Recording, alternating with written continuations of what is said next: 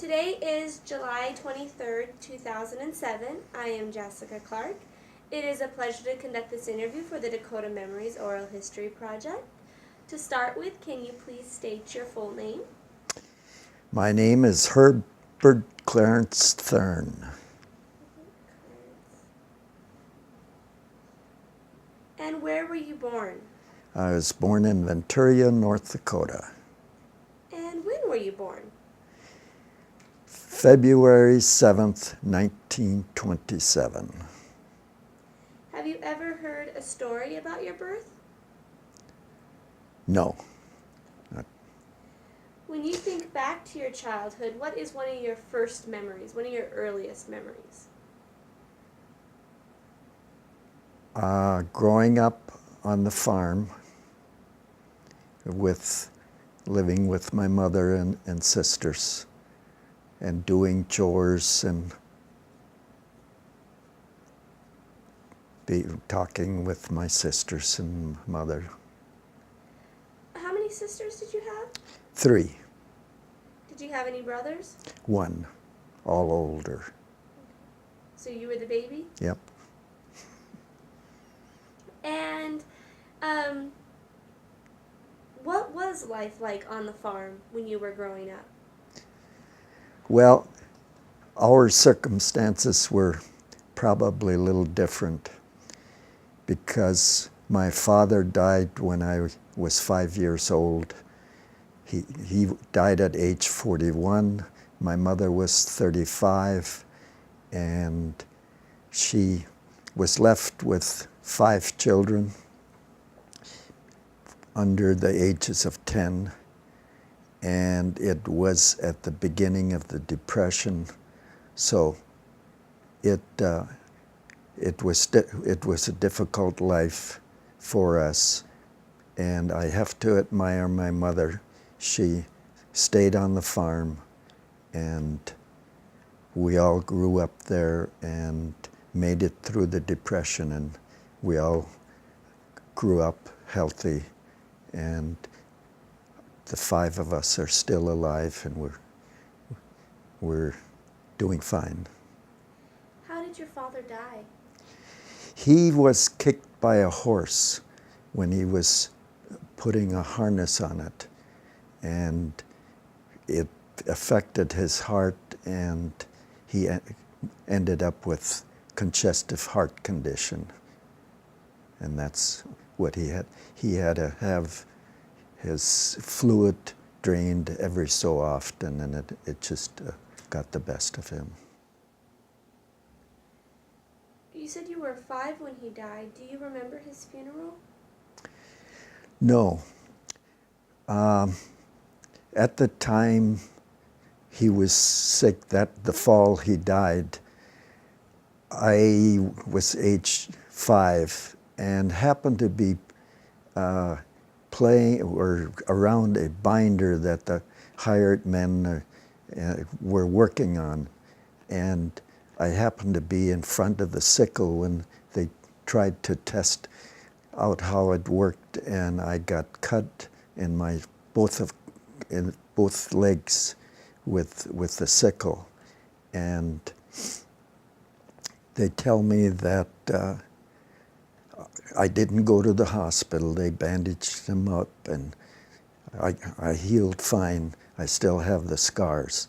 But at that time, my father was real sick, and I had to be carried in his funeral. Do you know, where was he buried at?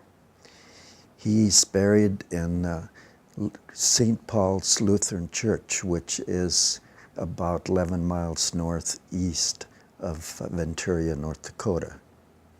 It was our country church that was established by our parents, and that's where we attended church. All of us attended church. So, when your father died, how old was the oldest child in your family? 10. Did your mother ever remarry? No. No, she stayed on the farm until my oldest brother married, and then we built a house in town, and she lived in town from about 1955 to when she died in 1979.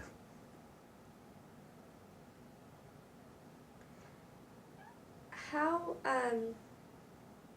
did your family survive on the farm with one mother and then all the children under 10? Did they have help with the farm labor? Yes, in the summer we pretty much got by, but in the winter, being all of us went to school, she had a hired man who actually worked for board and room. I think most of them did. So this was done for several years, and once my older sisters got old enough, and we did it all on our own.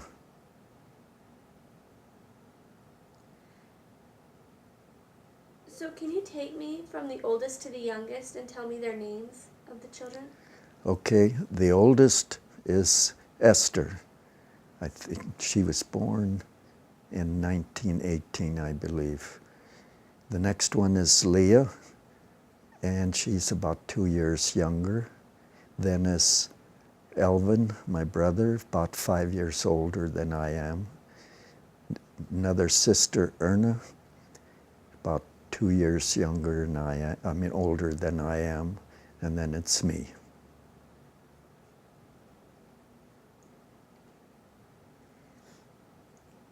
Can you tell me a little bit, you grew up during the Depression, what is known as the Dirty 30s. Can you tell me a little bit about that time period? I'll tell you a little bit about what my sisters have told me. It was a time that my sister tells me that there was no hay, actually, crops, no crops. They had to cut thistles, actually, to feed to the cattle. Apparently they put some salt in with the thistles so that the cattle would eat it. And we lived on chickens. We milked cows, had a few horses, and we survived on eggs, cream, gardens. There was always a garden that we had vegetables. So on Saturdays, they'd take the eggs and cream to town, buy the groceries. We're also told that wheat was taken to the town of Column, where it was milled, and they would bring home sacks of flour about to last over the winter and for till the next year.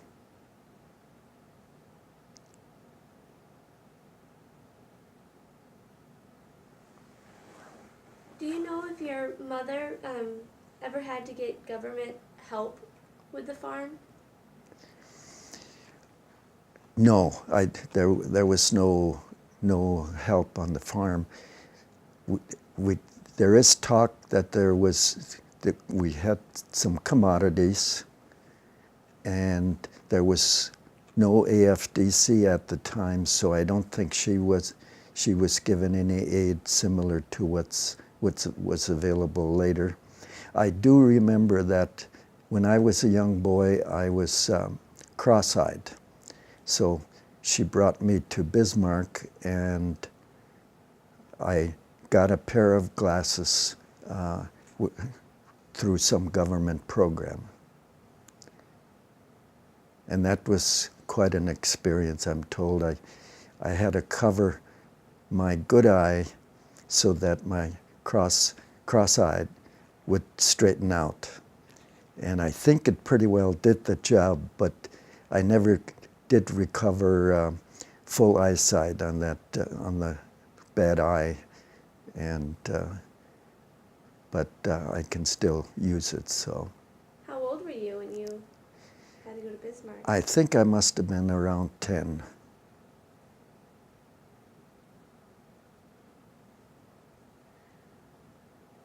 What type of chores were you responsible for on the farm? Well, I think it started with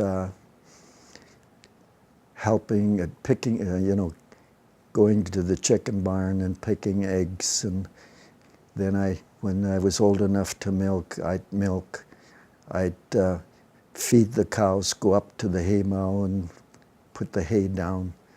Eventually I had to manure the barn, haul out the manure. And I think I was one that helped out in the house quite a bit, especially when my older sisters were gone. I'd do help out a lot of the chores at the house. I remember one time I was hauling out manure with 2 horses that seemed fairly tame, but on the way I dumped the manure on the field, and on the way home somehow the horses got spooked. They wanted to run fast, and so I thought, well, I'll let them run and get tired out. And wouldn't you know, the tongue came loose, and it went into the ground, and I flew up in the air, and that was about the only time I saw stars, and the horses took off for home. Was it a long walk back? No, only about a half a mile.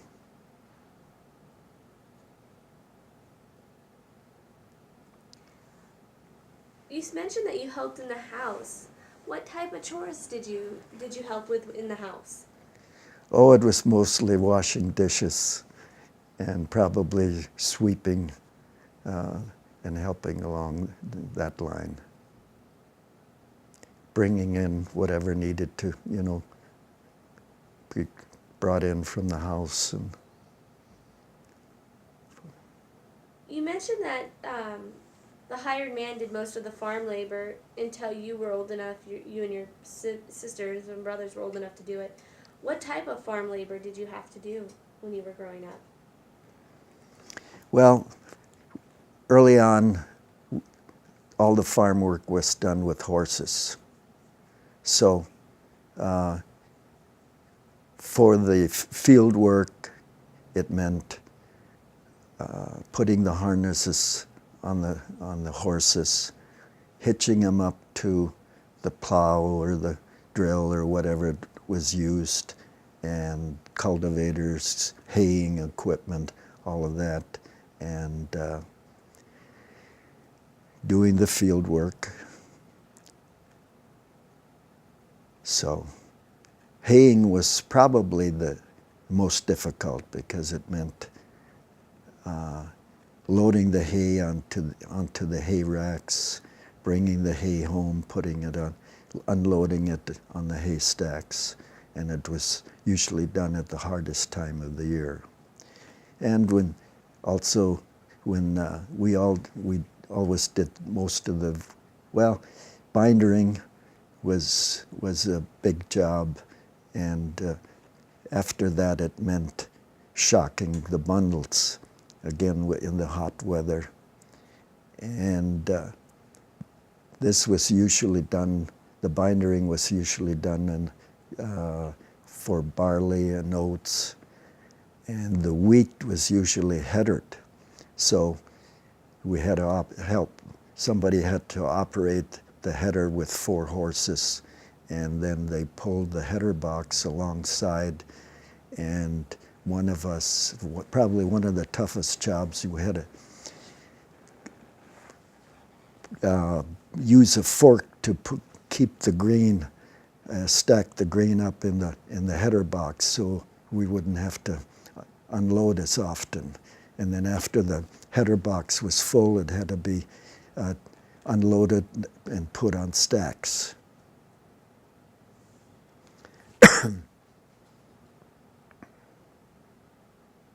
So So how many horses did you have on the farm then? I think we only had about 6 or 8. Can you tell me what other types of animals you had on the farm? Yeah, we usually had up to maybe about 20 cows, and we'd probably have 20, 30 chickens. There would be some pigs, and I think once in a while there was a sheep that my uncle would give us, but that was more or less a pet, but it was butchered then. So I think that's about the extent of it.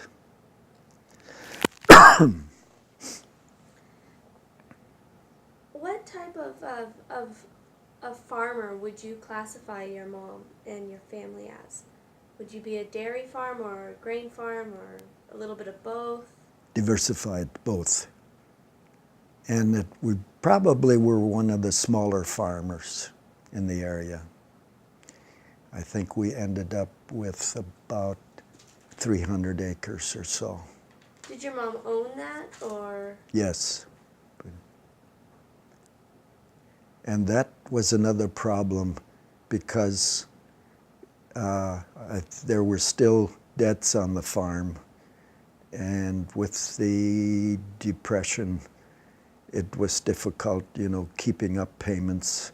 And so I think we even lost some of the land, but eventually got it back. Did you ever see a sandstorm when you were growing up? Oh yes, that was a pretty common sight, especially when you drove along a roadway and where there were fences. The thistles would roll up against the fence, and the sand would pile up in the thistles, and at times you couldn't even see the wires of the fence all the way up to the top.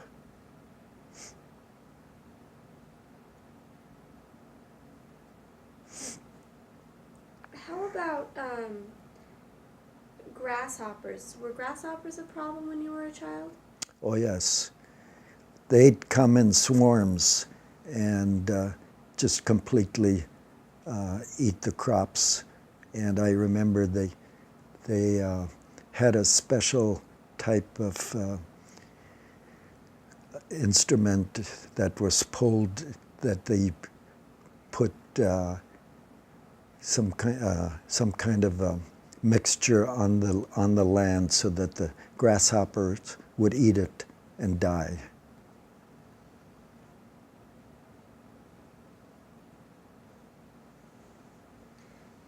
Something else that I've heard was kind of a nuisance during this time period were jackrabbits. Were they a problem for your family? Not that I can remember. I remember they were hunted, and some people ate them. And I think that one of our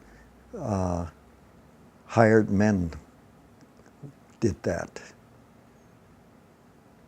Did you ever go hunting when you were a kid?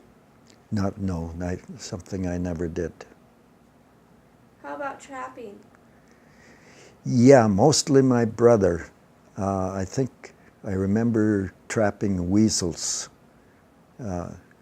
Was probably the main. I don't remember trapping anything else.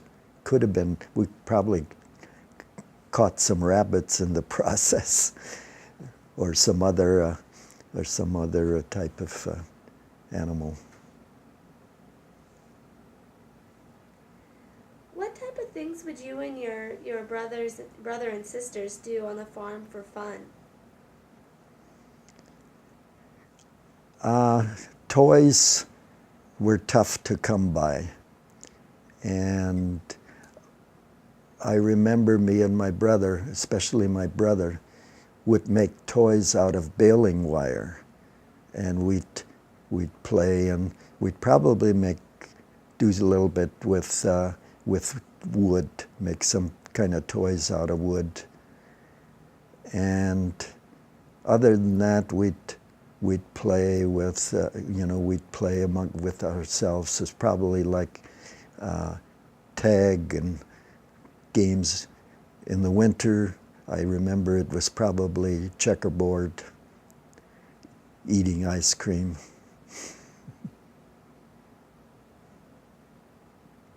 Did you ever go ice skating? No, not really. We really didn't have any ponds or anything like that. I do remember at school where there was, if there was ice in the ditches, we'd just go out and skate, not, do it, slip, go take with our shoes, skate on the ice. How about sledding?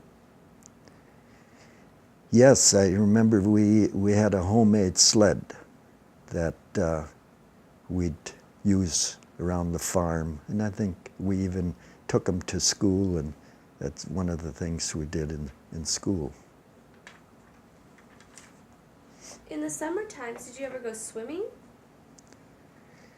No, not really. Again, that there were no ponds around the area, and actually I don't think I went swimming or learned how to swim till later on. We did have a swimming pool in Wishick that we did go to later. How old were you at that time? In high school. Did you know how to swim when you first went to the swimming pool? No.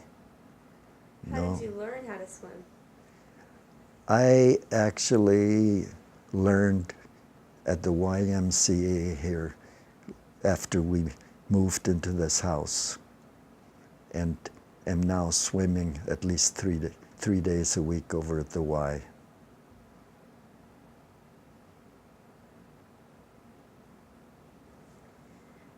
You mentioned that toys were few and far between when you were growing up. Did you Right. have any store-bought toys at all? Not that I can remember.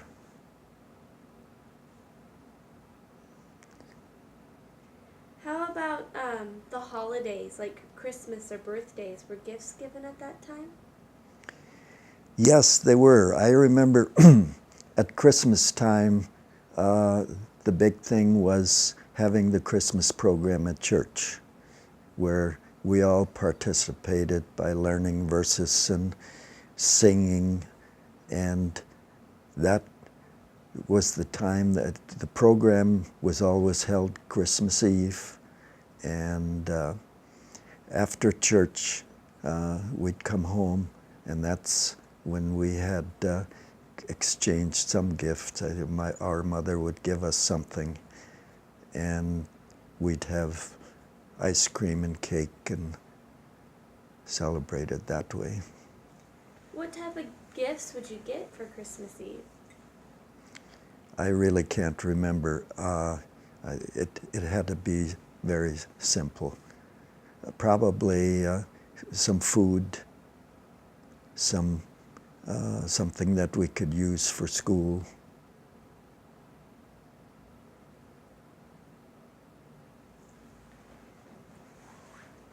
What about birthdays? Were those celebrated?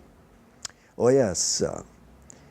My birthday was in the wintertime, February 7th. So the big thing was ice cream with cake, and usually we invited maybe some friends. I'd probably have an overnight guest that would stay at the house. But it wasn't a big celebration. The big thing was the ice cream and cake, and part of the ice cream, I guess you couldn't quite call it fun, but the chores that were connected with it. You had to go outside and probably take some ice out of the water tank, chop it up to fine pieces, and then we usually turned the ice cream down the basement in the furnace room and then my mother or sisters would cook up the ice cream, and was put into the freezer container. My job usually was to put the ice around the containers, put some salt with it because that helped the ice cream get thicker faster, freeze, and keep turning until it got so stiff that you couldn't turn it anymore.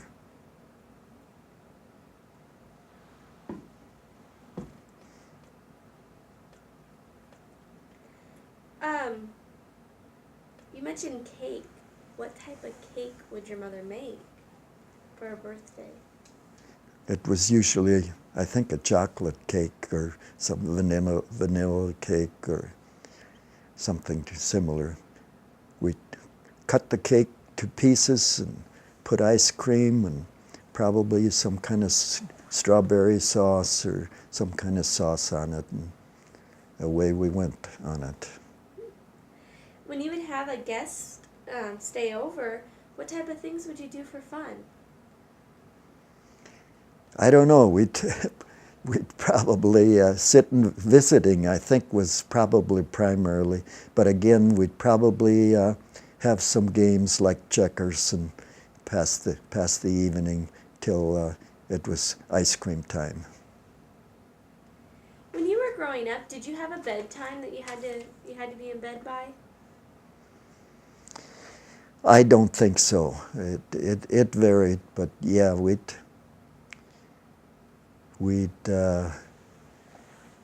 all go to bed at probably about 10 o'clock or so. What time did you usually have to get up before school started? I really couldn't tell you. I know it was probably 7 o'clock, and we had to eat. I don't remember doing too many chores, but before we went to school. But my sisters tell me they had to do the chores before they hitched up the wagon, the buggy or the sled, and went to school. So can you tell me a little bit about what school was like when you were growing up?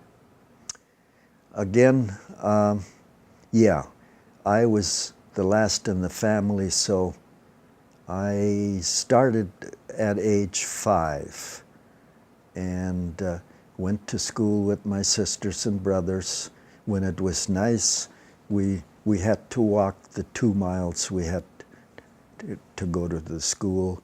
When the weather got bad or winter time came, while there was no snow, we had a buggy, a one-horse buggy that we'd hitch up and drive to school. There was a barn at the school then where we could unhitch the horse, put it in the school barn, give it some hay that we had taken along, and when school was out, hitch up the buggy or the sled. My father made a covered sled, a box on the sled that when it was real cold, he'd take us to the school with that sled, actually when he was still alive for the older ones. But when I went to school, my older brothers and sisters would be responsible, and so the sled was used till spring again, and then back to the buggy and walking. Being I was the youngest, so when I think I was in the 7th grade, I was by myself.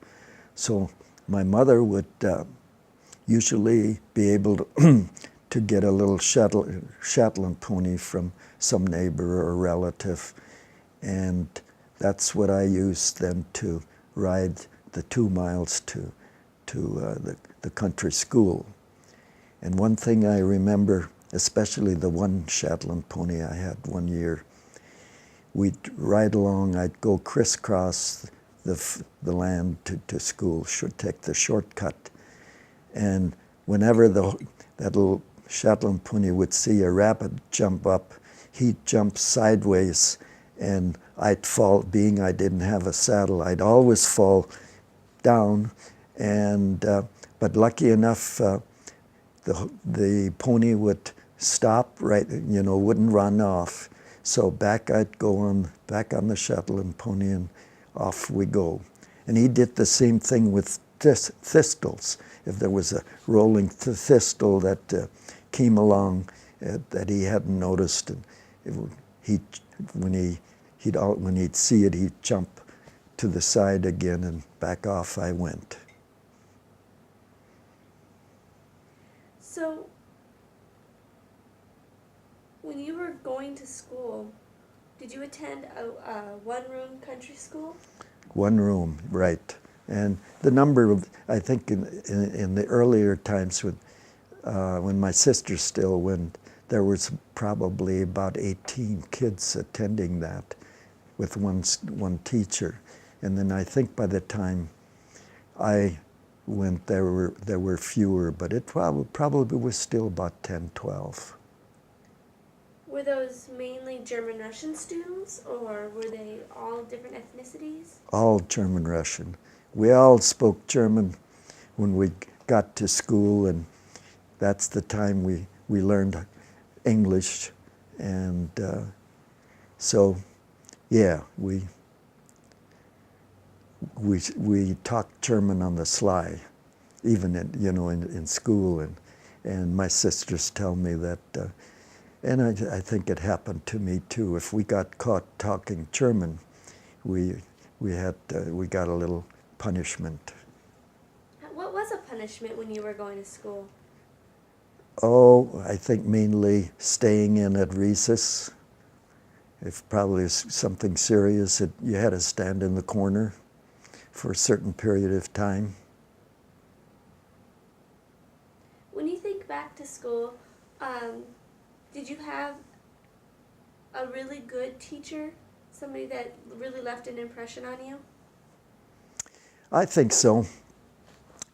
I had the one I remember was a teacher that I actually taught her students later on, but she apparently thought that I was good enough so that I could skip 6th grade, and I was put in with the 7th graders. Me and another girl was put in with the 7th grade, and as a result, I graduated 1 year early, actually when I was 13 years old, which, thinking back now, wasn't the best thing to do. It probably had some drawbacks for me later on. What was this teacher's name? Do you remember? Yeah, Erna Rudolph. Were the teachers that you had, were they German-Russian or were they other ethnicities? As far as I can remember, they were German-Russian, but then there were, I think early on, there were some that came in from distance. Did you have the same teacher for more than 1 year, or did they mostly change every year? They mostly changed. Now this Erna Rudolph, I had her for 2 years, but yeah, very seldom that there was one more than 2 years. Were teachers mainly men or were they women? I had all women as far as I can remember. Can you describe what a one-room schoolhouse looked like? Well, our school, okay, it was a pretty fair room, sized room, with 2 porches on each side. One side would be for the boys, the other side was for the girls, where they kept the clothes and the dinner buckets probably, and so had a big porch or flat, probably with steps on it if as needed. again, it was the outdoor toilet. In fact, I think there was just one toilet, but could have been, it was either one or two toilets. And then there was a small barn that horses could be kept in. Like I mentioned earlier, if you came to school, drove to school with horses or rode to school, you could put the horses in the barn, especially during winter. And sometimes, there usually was a coal shed that you had to go out and with a big pail and bring in the coal for the big furnace. The furnace was a big coal furnace with a jacket around the outside of it, so that kids wouldn't get too close to the stove. And that had to be that usually, and I remember doing that when I was teaching. Monday morning, you got the fire going, and usually got there a little earlier and got the fire going and kept that fire going in the winter time. In the evening when school was out and you went home, you stack it with coal so that the next morning you could just add. It kept the school warm during the winter. During the night. Next morning you'd put some coal. You had a pail full of coal handy there. Put the coal back on the fire, and in short time the school was nice and warm. So, what type of subjects did you have when you were going to school? I think the basic subjects were reading was, the big one, arithmetic, spelling, and then you had geography and history, and that's about all I can remember. Was attendance a problem? Did you ever have to stay home to help on the farm, or? No, I don't. I think, see, early on, those country schools were only 7 months, so that was part of the reason, so the kids could be home and help out on the farm.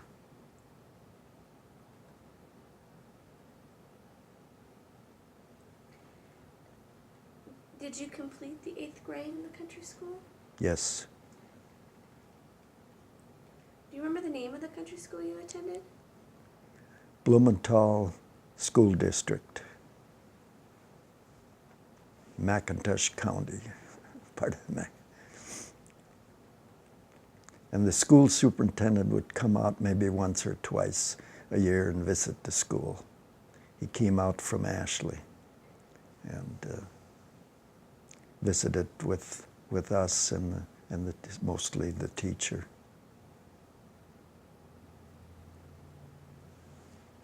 After you completed the 8th grade, did you go on to high school? Yeah. I was the only one in my family that did get a chance to go to high school. As I mentioned earlier, this was the Depression years, and there were very few kids in that area that got to go to high school during that Depression. But so by the time I had graduated in 1940, from grade school,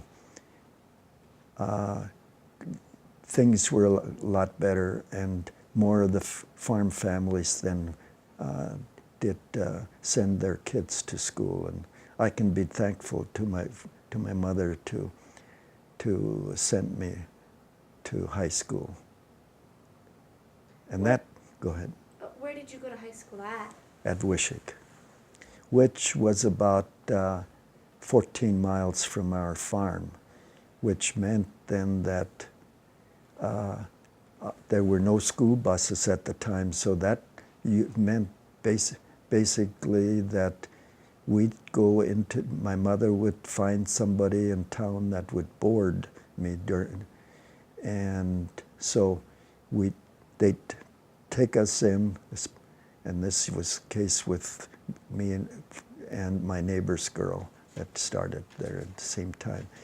Take us to town on Monday morning, and then on Friday afternoon, they'd come in and pick us up again. And during the winter, that, you know, we probably had to stay weekends also because roads and weather conditions. I remember one time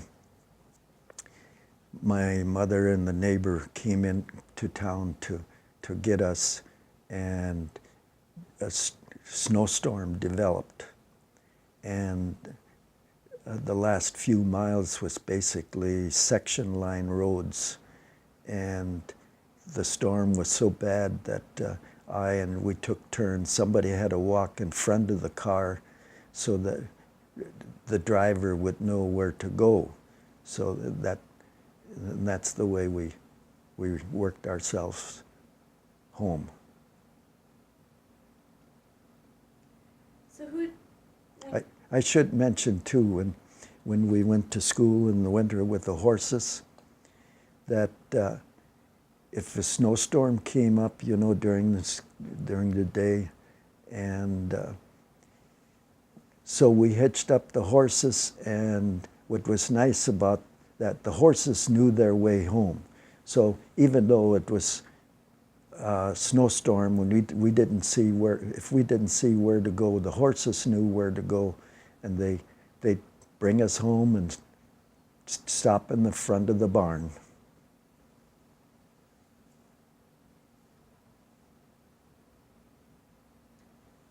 So did you like going to school?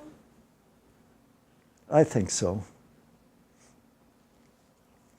I remember I never had any, you know, urging to quit school, especially in high school. That at that time, you know, it was difficult for us farm kids to come into high school, and in my case, I was 13 years old, and we were greenhorns or country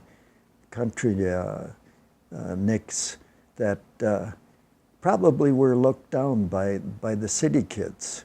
So it was a little difficult to adjust, and as a result, I think I never became that active in high school, you know, as far as sports and different activities.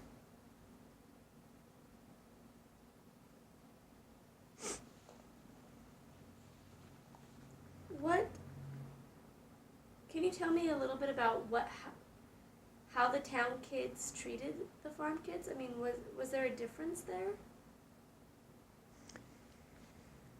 Yeah, I don't think we measured up to, you know, we were a little different, you know, we weren't that social, probably, and they were probably looked at us as, you know, not as bright. That's probably you know, our education probably wasn't as good as theirs, because in town they each, you know, they had their own classes with one class for each grade, and so yeah, I think that was probably part of it.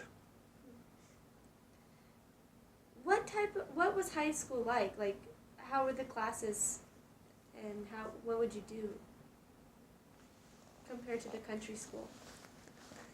Again, the big thing was, yeah,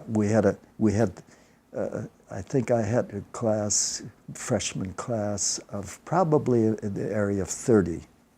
So here we were in these big classes, and you had your 4 subjects or whatever it was that you were required to carry at the time, and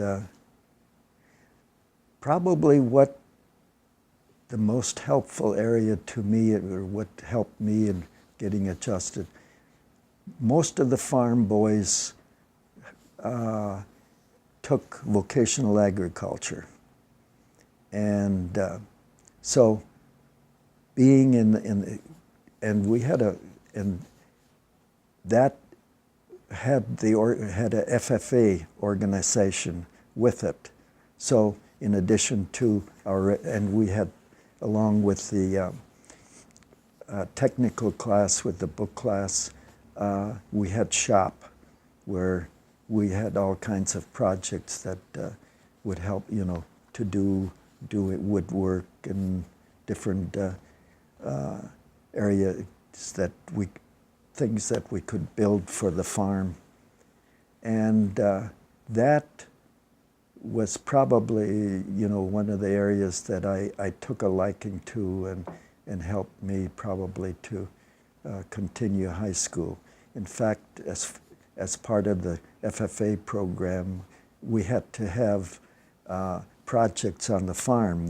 We had to have, like, in my case, I know I had chickens as one of my projects that I had to, report on and be responsible for. We could have calves that we start out, pigs, whatever the case, and so that was something I liked, I think. And we even part of the projects that we had, for instance, calves or pigs, we even had to learn how to castrate and the male animals, and we also learned how to shear sheep. So, and I remember in my junior year,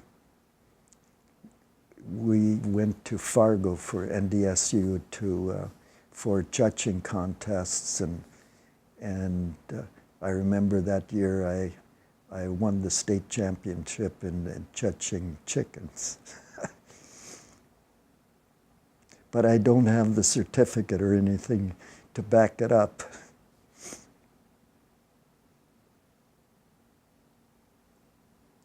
Besides the FFA, did you get involved in any other organizations? Yeah, I remember in my junior year, my chemistry teacher was also the play director, and she talked me into becoming part of the, coming out and taking part in the play. So I was in plays, I know, in my junior year and senior year. I enjoyed that too. When did you graduate high school? In 1944. That was right during World War II. Do you remember how World War II affected your life? Yeah, my brother was on the farm, so he had to help my mother farm, so he was deferred there.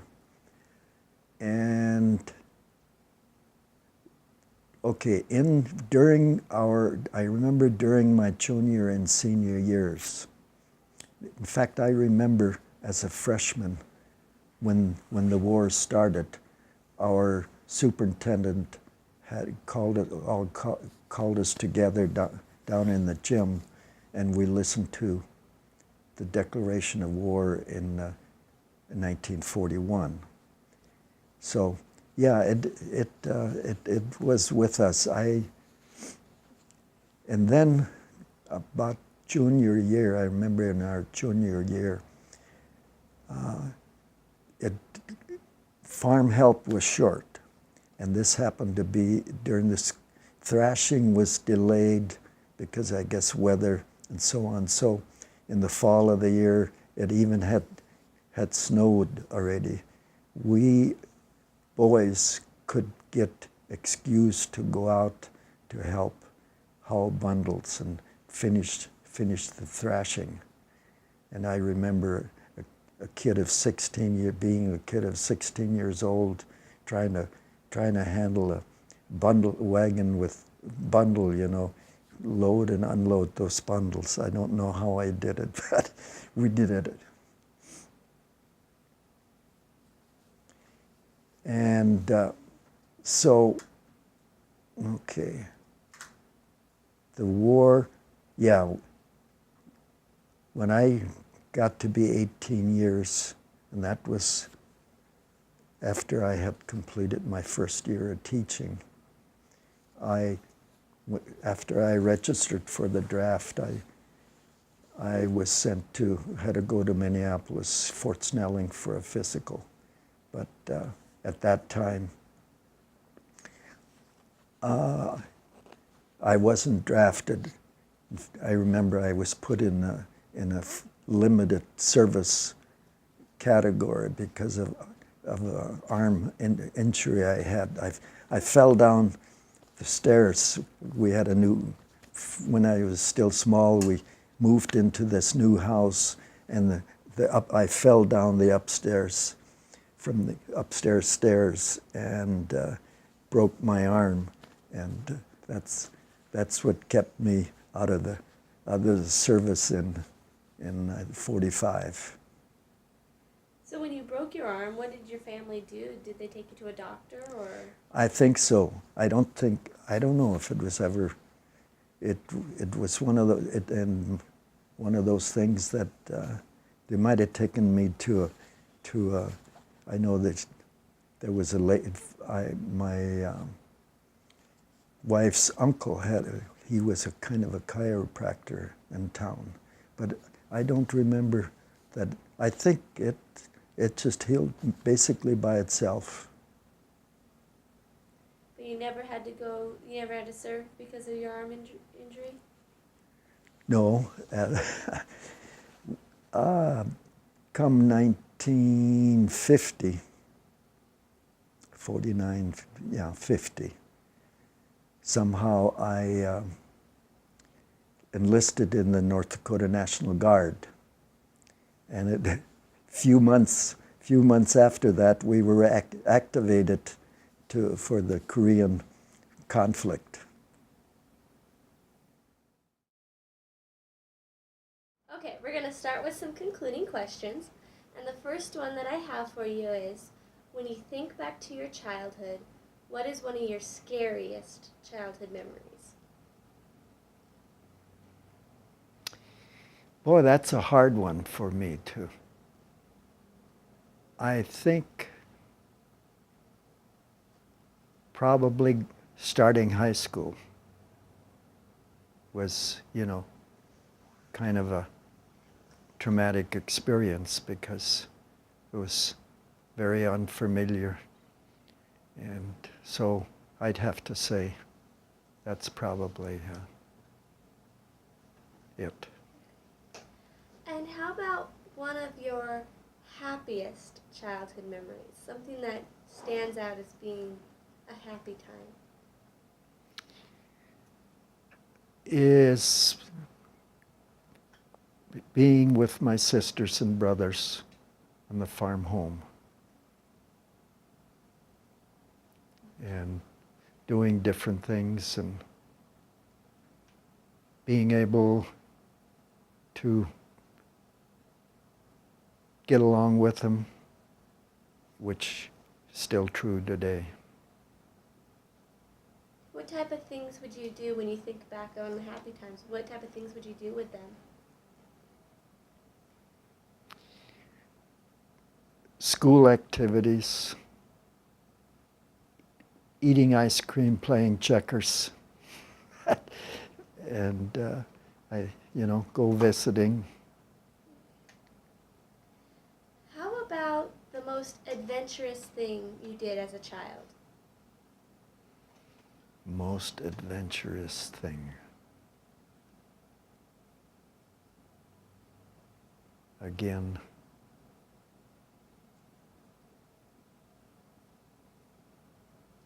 I don't know. I think life is an adventure from start to beginning. I mean, from the start to the end, and just being able to survive is an adventure. I mean, like I mentioned, we had a tough time, and being able to get through it, especially through our growing up years, and making it in life, I think is important to me. We've talked about a number of topics today. Is there anything that we didn't talk about that you would like to add? I don't think so. I think we did a good job in covering the whole schmear. Well, I have one final question for you then, and that's why did you decide to participate today? We knew you had those projects going, and we talked about it, but we never really, made a commitment to participate. But our good friend Clarence Bauman, who took it on and volunteered us. So probably part of that was, and he probably told you when he told you about that picture. He and I participated in that StoryCorps project that they had going on, and I was the interviewer and he was the interviewee, and so we got through that, and so he thought, hey, being he's doing it, I should be doing it too. Well, we're glad that you decided to do it. It was a wonderful, wonderful day, so thank you. And And thank you for doing this too.